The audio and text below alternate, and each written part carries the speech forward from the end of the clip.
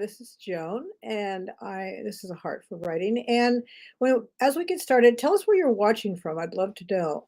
Diane has already said she's from South Carolina and can't wait to see what mistakes I've been making, maybe many. I know I've made a lot of these mistakes, so I decided to pick the ones that I've made the most and that my writing clients, my editing clients have made too. So as you're coming in, let us know where you're watching from. Say hi. I love to know who's watching, and I will get started. So today we're talking about, of course, Ken is here, Land of Lincoln. Good to see you, Ken. You're going to love some of my scenarios that I came up with today. They actually have a fire situation, so don't critique me too much because I just threw it together pretty quickly. Anyway, today we're talking about the mistakes that writers should avoid, the top 5. This could probably be a 4-part series because I know there's a lot more than 5. I know I've made a lot more than the 5. So while we're waiting for everybody to come in, I am going to take this one banner off because that's a little distracting to me. And we've got Lynette from Virginia. Hi, Lynette. And we got, I want to say I know who this is, but you forgot to put the click on StreamYard. So I know who you are. All of a sudden it escapes my name. I mean, my brain, because I know we chatted last night. And Ken says, I'm sure you'll be fine. Well, you will be Blake. That's it, Blake. I remember. Anyway, I'm sure I will, but you can critique me later, okay? So we're going to go over these 5 mistakes, and these are the 5 that I have picked because, like I said, I have made a lot of these mistakes, and my writer clients have made a lot of these mistakes also. So the first mistake, number 1, that we're going to talk about is backstory. Now, how many of us have written and we want the reader to know every single thing about our character before we even start the story? So like on page 1, and I wrote this down, it's like Joe Smith came from a small town. He worked as a grocery bagger through high school. He learned how to shoe horses in his spare time while studying plant science. He received a full ride at Harvard. And then when he was 22, his life changed. He went back to his hometown, and the mayor's cat was stuck in town hall, and town hall caught on fire. And you know what? After a while, you're kind of like, where's the story? I don't want to know everything about Joe before we got here. I want to get the story started. So how about this for, in the first, I've read stories from my clients, and we actually cut out the first 3 pages. That's about 800 words. And Ken says, if anything, I don't do backstory. You don't do enough backstory. Okay, backstory is good, but it needs to be woven in the plot. You don't want to tell their whole life history right up front because, frankly, most people don't care. They want to get to know who the character is. They want to get to know, a few things about him before we know that he grew up in a small town, and, that can come up in dialogue. So I found that a lot of times you can cut out the first 2 or 3 pages, which I know hurts because you just love what you've written and you don't want to cut it out. But so I started the story about Joe this way. Joe rushed back inside the burning building, Joe rushed back outside the burning building, cradling something in his thin jacket. I think she's still breathing, he gasped. Now, would that catch your attention? Would you be like, okay, what is he cradling in his jacket? Why is this building burning? And what is going on? Now you're going to want to know everything about Joe, everything about this fire, everything about the thing he's carrying. And so, yes, Ken says, I start off with action and responding to a fire scene. Kind of like what I just said, right, Ken?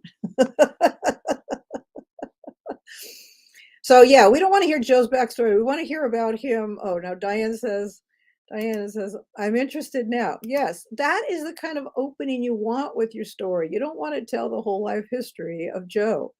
Um, so anyway, that is the one thing.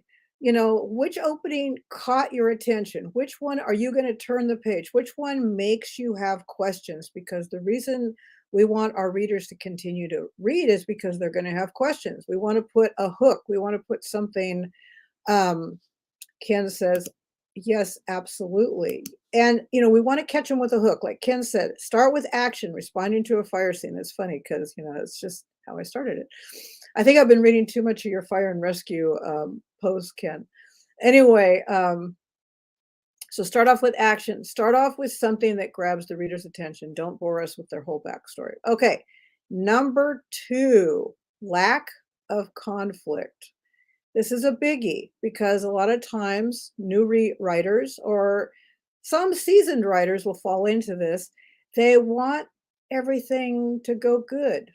I've seen this a lot with new writers. You don't want anything bad to happen to the people that you've created. So you kind of have them go along, you know, they go to the grocery store and they buy their groceries and they come out and they cross the street and they wave to all the neighbors, and you know, and it's like you're reading, okay, this is kind of boring, you know.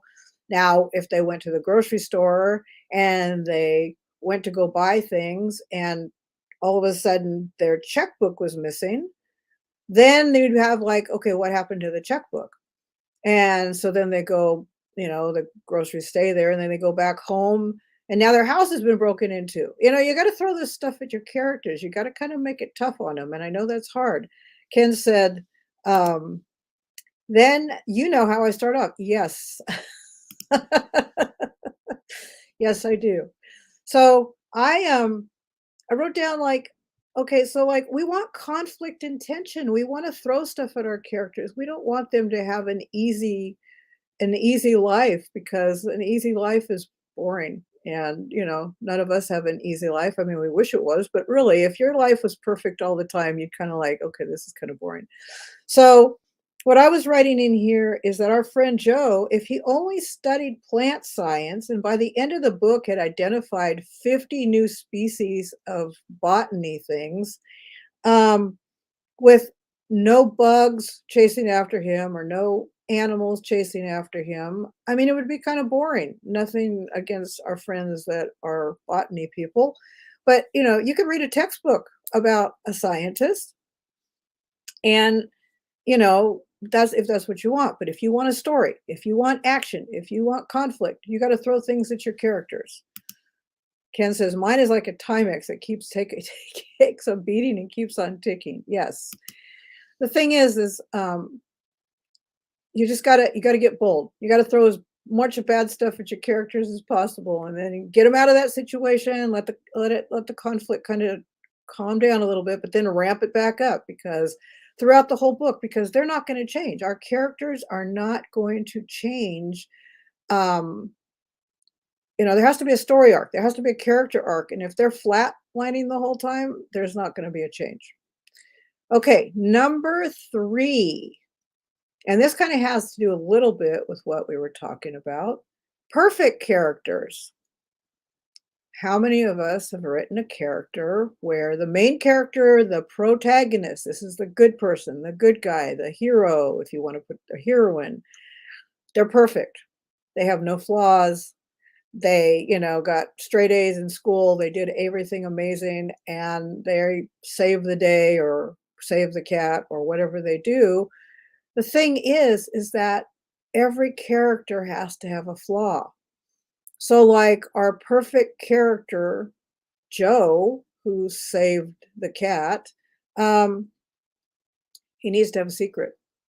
He needs to have a secret that affects every single thing that he does. So let's just say we throw this in and we say that Joe cheated on his SATs. Nobody knows this but Joe. Somehow he did it. And because of that, he got a full ride to Harvard to study botany. But now every decision he makes, He's always watching his back. He's afraid someone's gonna find out. He's afraid someone's gonna expose him. And so Joe has to have something in his past that is not perfect, maybe more than a couple things, you know? We all have secrets. All of us have secrets. Our characters have secrets. Our characters have fears too. I mean, you might have the bravest person in the world who's terrified of spiders or something like that. And because of that fear of spiders, it's going to cause huge conflict in the story down the line. Now, the other thing is our antagonist. That's the bad guy or the bad gal or, whatever it's, something. That bad person has to have a redeeming quality. Um, let's see. Ken says, little Tommy has a girlfriend who died in a car wreck and they all blame him for her death. Yes, exactly. You know, there has to be something where, I mean, we wanna root for our main character and we wanna boo the villain, like the good old melodramas. My dad used to take us to melodramas a long time ago, and we'd boo and hiss, and it was so much fun. But we still have that feeling when we're reading a story. We still want to root for the good guy to, figure out all his mistakes and conquer at the end. And we want the bad guy to get his comeuppance, and get found out or something. But the bad guy still has to have a redeeming quality. Um, Maybe the bad guy in this story, this one I've just made up on, on a whim, he's the one that set the fire. He's the arsonist, but we don't know this. But every week he goes to the shelter and he donates to the shelter. He takes cat food and dog food and blankets that his grandmother sews or knits or something. And we see him doing nice things, but he has these fatal flaws that cause him to set fires, to have him there's something wrong. There's something that happened in his past. And it's good to know that, and there's where you don't do the whole backstory on the bad guy, like, okay, well, he had all these horrible things happen. It comes out in dialogue, it comes out somewhere when that he's conflicted, that he has these issues. So how many of you have written good guys and bad guys and made them only good or only bad? It's even if you have to think about it, you got to make sure that you know, give the good guys some conflicting stuff and the bad guys some redeeming stuff, because otherwise it's hard for the reader to continue through and root for them. Number 4, this is a biggie. This is talked about all the time. Telling, not showing. And a lot of people say, well, I don't understand the difference between showing and telling. Telling is where you are given a narrative of what happened.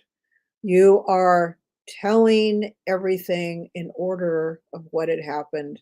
Showing is giving us emotion through the characters' dialogue, through the characters' actions. And yes, there is places where you can tell, and there's a lot of places where you can show. So in my scenario here, I put, okay, so which one of these do you like better? And let me just kind of read it so I remember.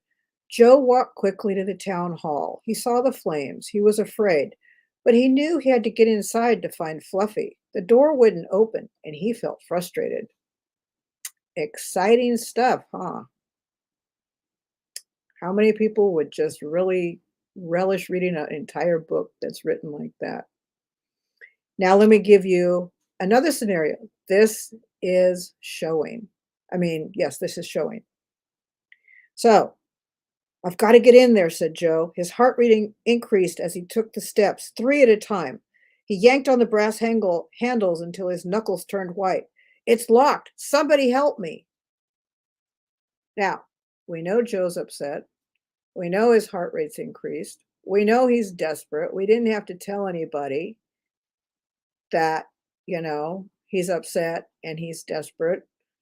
We did it by his knuckles turned white. He's shouting. And we don't even have to say Joe shouted. We can just have him, um, it's locked. Someone help me. Obviously, he's going to shout that You know, I mean, that's what most people would do. Um, so showing versus telling, it takes practice. I find myself telling a lot. Diane says, I like the showing much better. Now I'm pulling for Joe. Yes, exactly. Now you want Joe to succeed. You're like, somebody help Joe. Somebody, he's already out of breath. You know he's going to do something good. I wonder how this applies to picture books for children. Okay, so for picture books for children, I'll let me segue just a little bit. So with picture books for children, you as the author are writing, and remember with picture books, they are only like 400 or 500 words at the most. And you are doing the dialogue, a little bit of description, but the illustrator is showing the action. So if you read both picture books, pick up a few picture books, or go to the library and look at some picture books, you'll see that the action comes from the illustrations. We as picture book writers do not tell, they went across the ocean in a boat. We'll talk about We'll have their conversation, but the illustrator will show them going across the ocean in a boat. So, there's a lot writing picture books and writing books for older kids and adults. It's a little bit different because, yes, that makes sense. Definitely. And what's hard is now what's easy is if you're the author and the illustrator, because then in your own mind, you know what color you want that boat, you know what color, the clouds are and everything. But if you write a story as an author only, you're not supposed to give a whole lot of illustrator notes. You have to count on the illustrator to do their job and to read your book and to interpret it. Now, if there's something very, very specific that you want on there, you can add a little bit of illustrator notes, but for the most part, you're not supposed to. You're supposed to let the illustrator do their job. You're the writer, you do your job. It says, hello there. Hello. I don't know who you are because you didn't give StreamYard permission, and that's okay. If you want to write back and say this is so-and-so, that's great. So does that make sense? About showing and telling, and whether it's a fiction book or a nonfiction book. I mean, a fiction book, nonfiction, or children's book, because they are done a lot differently. So we want to make sure that we keep our reader hooked. We want to make sure that we are not boring our reader, because just a lot of description, just a lot of narrative and long descriptions, it makes it kind of tough. So the last thing, before I get to the last thing, I just want to remind you that as a writing coach, I would love to help you on any project that you're working on. If you're having challenges, we can schedule a free consultation and we can go over what your project is, and I'll see if I can help. But anyway, I'll put that link in the comments at the end. So number 6. Number 5. I can't count. Anyway, number 5 is editing forever. In other words, you write and you edit, and you write and you edit, and you write and you edit, and it's never good enough. And you know what? It's not probably ever going to be good enough. It's never going to be perfect. And you can get on this never-ending editing kick where all you do is write and edit and nobody ever sees it. Now, if you don't ever want anybody to see this, then don't listen to number 5, because this doesn't apply to you. But if you are looking to, thank you, good information. If you are looking to either submit your work to an editor for traditional publication, or if you're looking to publish it yourself, somewhere, somehow, you got to let go of this thing. But please don't send it out to anybody unless it has been edited by someone other than you, because you will not see all the mistakes. I know for me, the first time I was in a critique group, and I had written a children's story, and I was terrified. I was terrified that they were gonna read it and they were gonna hate it, and I would have to hang my head in shame because, I mean, I'd sent stuff before out to editors, but I'd never had anybody read it that was, like, in the same room and giving me comments. And this was many, many years ago. This was probably 10, 12 years ago when I did this. And I just remember being terrified. And so it was a children's story. They read it. One person's like, "Oh my gosh, this is the best thing ever. You got to get it published. You got to send it out, blah, blah, blah." Didn't really give me a whole lot of, good suggestions. The next person gave me a ton of suggestions, even though I've never read children's books, but here's a whole lot of suggestions, which were very valuable.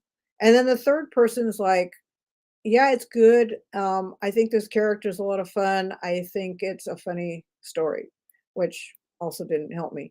So the thing is if you're going to have somebody read your work, make sure it's someone that is either a reader of your genre. So if you write children's stories, find people that write children's stories. If you write fire and rescue stories like Ken, find people that will read that type of work so they can give you good feedback. Um, your partner, your spouse, if they don't read, they're not your ideal reader. Your best friend who reads only romance, who would never ever read a suspense story, they're not your ideal reader. You need to find people that are your ideal reader or are other writers that write either in multiple genres or have agreed to critique multiple genres. Now, if you don't have a critique group, there are ways to find them. There are ways to look for groups, local writers group. I know here in Bakersfield, we have a local writers group and they have critique groups there. There's a lot of different places, a lot of different cities that have critique groups. There's also online critique groups. The hard part is, Ken says, the local writers group taught me about pacing, especially in heavy action scenes. Yes, pacing is important because you can't have action, action, action, action. You have to pace it the right way because you want to keep your reader involved, but you don't want to stress them out so much that they're so tense and tight they're it's hard to it's hard to keep going. Even in movies, if you watch really, really action-packed movies, there are those lulls of the action that give the viewer, what you want to give your reader, a chance to breathe because we got to give them that little break once in a while. Then you can ramp it back up again. It's okay. So you're going to want to find people that will read your story, that will help you. You also have to be a little bit, okay with people talking about your story because you're asking for constructive criticism and you're hoping that they give you constructive criticism. I gave a story to my critique group. I can't remember if I've told this before, but I gave a story to my critique group that was 22 pages long. Their first response was, "We love the first 2 pages," which means they didn't like the other 20 pages and I had to rewrite it. So, I mean, I had to be okay with that. I had to say, "Okay, you guys know best. You know my stories. I totally missed the mark." It was a short story. And everything they gave me back was amazing critique too. And I rewrote it and it was good after that. It was a whole lot better than it was the first time. So the thing is oh, and whatever happened to that story, I will tell you, it was a children's story. It was 1,400 words. I finally sent it out to an agent, and the agent said, "I love it. The only problem is it has to be 400 words. So if you can cut this 1,400 word story down to 400 words, I would like to represent you." And I will tell you, I tried and I tried and I tried, and I could not cut 1,000 words out of this story. I've still got it on my computer. One of these days I'll figure it out. But you know, sometimes sometimes you can have that break almost there, but then you're not willing to cut that much out of a story. So, the thing is with critiques, you listen to them, you take in what you want, and you disregard the other stuff. I mean, this was an actual agent, and she knew what she was talking about. It's just very hard for me to cut my entire story apart. So, does anybody have any questions? I'm going to go back over these. Have you made any of these mistakes? I know It was funny because Diane was like, I can't wait to see what mistakes I've been making. So, Diane, have you been making any of these mistakes? I'm not just calling you out, but anybody else if you've been making these mistakes. But so, too much backstory, lack of conflict, not having enough conflict, having boring characters. Characters never change. They don't have any problems. They don't have anything wrong with them, and the bad guys are only bad guys. Telling, not showing. So you're telling too much, not showing, not giving us, the heartbeat, not giving us the feelings of what it feels like in this situation. How it feels to be tense, how it feels to be anxious, how it feels to be like, for Ken's things, in a room filled with smoke trying to save a child that can't be found anywhere and the house is burning down. I mean, you're not just writing the house is burning down and I can't find the kid. You gotta say it through those feelings. And then the last one, number 5, is never ending editing. So if you're guilty of any of these, um, now's the time to work on them. Now's the time to go back and kind of like, um, you know, maybe I can add more action. Maybe I can make that good character. Maybe I can give him a couple of bad flaws. And maybe at some point I'll stop editing and let somebody else read this. So Diane says, I have to get to a place where I can show someone my work. Is it better to finish the entire story? You don't have to finish the entire story. In fact, if you are just writing this for the first time, I'm going to suggest that you find someone that will start reading some of your chapters, because you don't want to write the whole entire story and then have to go back and fix it. So, like for a critique group, we read a chapter or a couple chapters at a time. So that way, any mistakes in there, we can fix them right away before we start going down the wrong path. So it's up to you, though. I mean, if you want to finish the entire story, you can do that. My suggestion is find somebody that would look at it. Read a couple of chapters and say, okay, this is really good. Maybe this is a place where you can improve. This is something that needs to be worked on. Let's see. Ken says, yes, indeed. Too much action at the beginning. Teaching while showing the action and taking the reader out of the action scene. Yes. Let's see. Debbie says, if I had waited another year to publish, I would have developed the characters more and had more conflict. See, yeah, and then she adds, she said, I was anxious to end it after 4 years of working on it. I know that feeling, because my first book, I took 9 years and it was published 10 years after after a while, it's like, I just want to get this book out. And when I got it out, my first book, I ended up having to change the cover, and I ended up rewriting it and uploading a little bit more of a different copy. So sometimes we are anxious to get the book out. In 4 years, it does seem like a lot of time. But you know what, Debbie? You did it. You got the book out there, and I know you've sold copies, and I know people love the book. So you did what you did, and it's fine. Diane says, thank you. You're welcome. And this brings awesomeness. So anyway, unless there's any other questions, that's the end of our question Q&A today on Tuesday. And I'll be back again next week. What is this? I think you have a novel in waiting. Yes, that's what it sounds like.